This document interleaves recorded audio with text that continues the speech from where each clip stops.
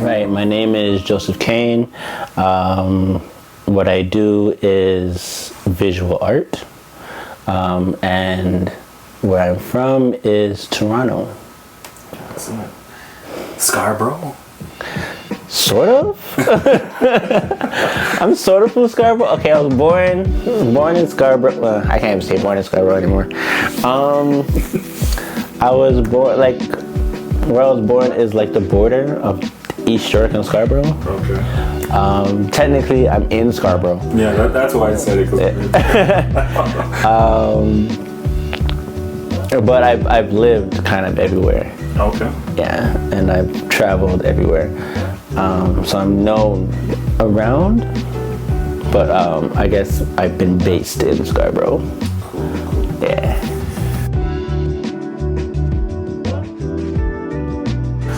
This is technically self-taught.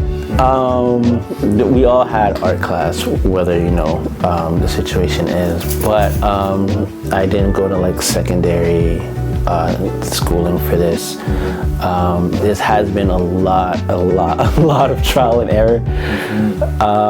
I've been painting since I was about 15. Wow. I've been drawing since I was like 4 or 5. Wow. My mom, she used to get us to read books all the time to like, you know, get good at reading. And then after we read it a couple times, she'd get us to rewrite the books. So like our calligraphy and like our handwriting and our spelling would increase. And then, because like we did it so often, we were just running out of books. What ended up happening was, I just started drawing the pictures from the books. Ooh. Right? So I was remaking all of the books. Wow. Right? And that's kind of where my love for art kind of stemmed from. That's crazy. Yeah. What I do is I would get a picture online, and then I would go into like a Photoshop or something like that type of program to then edit it to make it the high contrast, and then I'll take that image, I'll draw it onto the canvas. Okay. And then I'll paint the thing. So like a 3-part, you find the inspiration, get it on the canvas by drawing it on the canvas, and then add the paint afterwards. That's what kind of got you in the middle of today. Yes. This painting has so much more to go through it. This is like the biggest size that I've done. So this one is going to be like, this is going to kind of stay the way it is. The background is then going to be glittered, and then the words are going to have pebbles. Wow. Right, so it's going to be like a really intricate piece, and then I'm going to put resin over the entire thing. Cool. So I went to this art gallery, and they're just like, "Hey, how are you?" I'm like, "I'm good. I'm just looking around." They're like, "All right, cool." And then I saw a piece with resin on it. I was like, "What is that? That is dope!" And I went over and I'm like touching. I'm like, "Can I touch it?" They're like, "Yeah, you can touch that one because there's resin on it." And I was like, "Because there's what on it?" They're like, "Resin." I'm like, "What is resin?" They're like, "That's resin." I'm like, "Okay." And I was like, "Cool." And I was like touching. I'm like, "Yo, this is hard." And I'm like, "And it's glossy." And I was like, "Yeah, you can wipe it off. It helps the painting last longer." I'm like, "I need this stuff." Do you sell this stuff? I'm like, "We just sell paintings." You're right, not an art store. Makes sense. So then I went to the art store and I'm like, "Hi, you guys have resin?" Is anyone else in your family artistic? My little cousin, he's artistic. He's in Barbados. Okay. But he's doing tattooing. Okay. So like it's so cool, like the difference in art that we do. Is we kind of reconnected recently. I would say like a year ago, and you know, we send each other pictures like every day. Like, this is what I'm working on. Like, this is what I'm working on. And like, that's our new thing. Yeah. So it's really, really cool to have that type of relationship with my cousin that I kind of didn't know before. Yeah. Right. That's cool. Yeah. Yeah. 'Cause,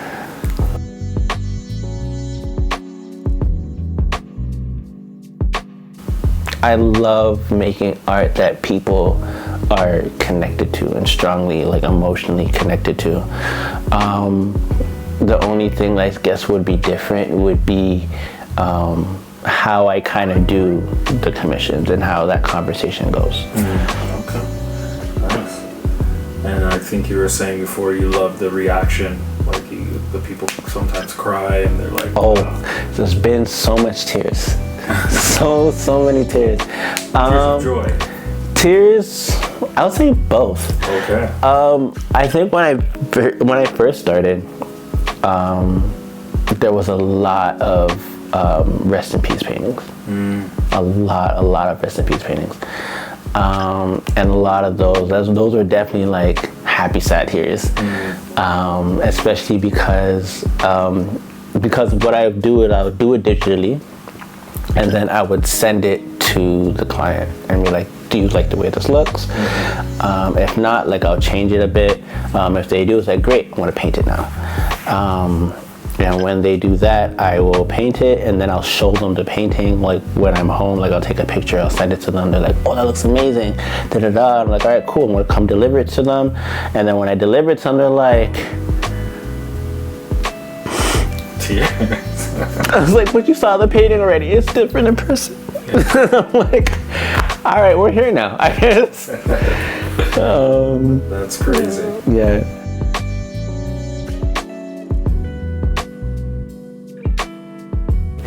Professionally, full-time, I've been painting a year. A year, wow. A year, 1 year. This month, actually, I started in October because my birthday's in October. And I was like, you know what, as a gift to myself, and with the pandemic going, I said I was going to invest in myself. You know, I was going to give to myself. I'm going to do what I want to do at this time because I can, and I'm going to see if it works. You know what I mean? So last year, October, I decided and I told people, like, look, I'm going to do this full time. I was doing it before, but like lackadaisical. Like, I wasn't pushing it. Like, I'm going to do this, you know, promote me, push me, you know, be there. Not necessarily you have to pay for things or buy things. Spread the word. But spread the word. I know you know somebody that knows somebody. You know what I mean? And since then, it was kind of it kind of snowballed, and it got bigger and bigger and bigger. What really helped me out was Black Toronto community on Facebook. That group, they're really helpful, because as soon as I put up my art and my stuff, they're just like, we want to support Black art, we want to support Black youth, Black people, like everything. And so I put it up, and they're like, sold. And I was like, sell. And I wanted to start like off small, so I don't like overwhelm myself. So I'm like, hey guys, like, I'm just stepping into the art world, you know, just help me out, I have this deal. And they're like, yeah, sure. And they saw them, and they just went crazy.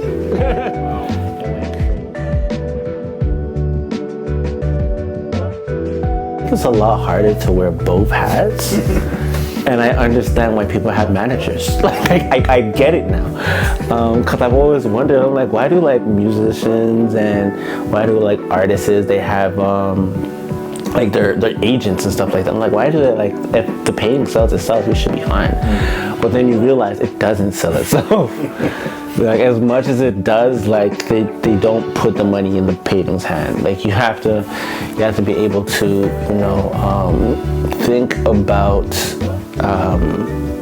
you know, income. You have to think about how much does it actually cost to make a painting, how much time it takes to make this painting. You have to think about who is this painting made for, like what audience are you trying to reach out to. and that takes up so much time and effort and you know, and it's just like, all right, after you've done all that, you're like, now I gotta think and paint this painting.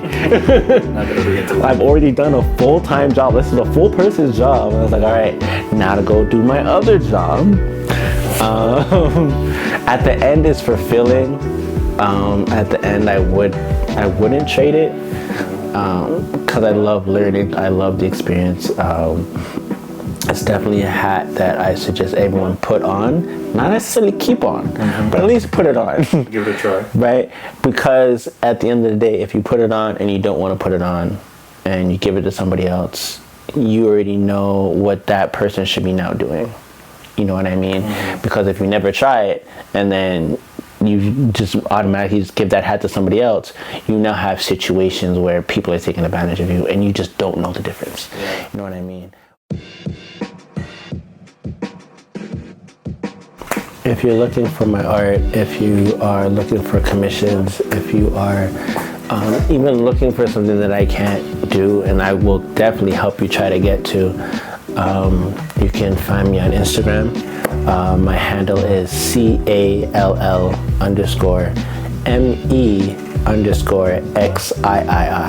What does that stand for? Call me 13.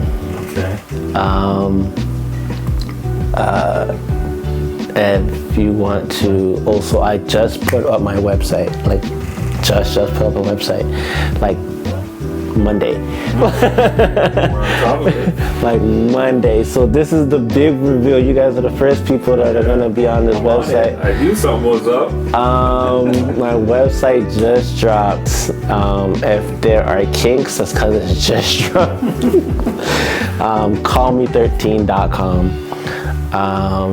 Shout outs to, you know, the people that helped me make it. Bergie, Brandon. They're on the site, so you can just scroll down. Amazing.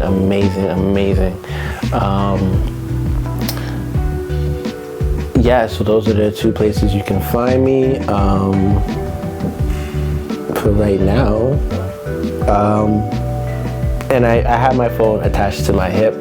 I'm forever on live, so if you can see me on live on Instagram, you can definitely go on there. I'm painting, usually whatever is in the mode. Yeah, so even if you don't want a painting, just stop by, watch me paint, like some pictures, share, you know, maybe you won't like one, but someone else might want to buy one for you. That's a little incentive. It's like, I can't afford these paintings. Wink, wink, nudge, nudge. Christmas around the corner. Right, it is around the corner. Definitely, you know, check me out. I will be having Christmas sales, of course. The sooner you get one, the better, because I might not have the time. You know, they're already filling spots. The slots are filling. I can only paint so much at a time. Yeah, that's kind of how you can get a hold of me.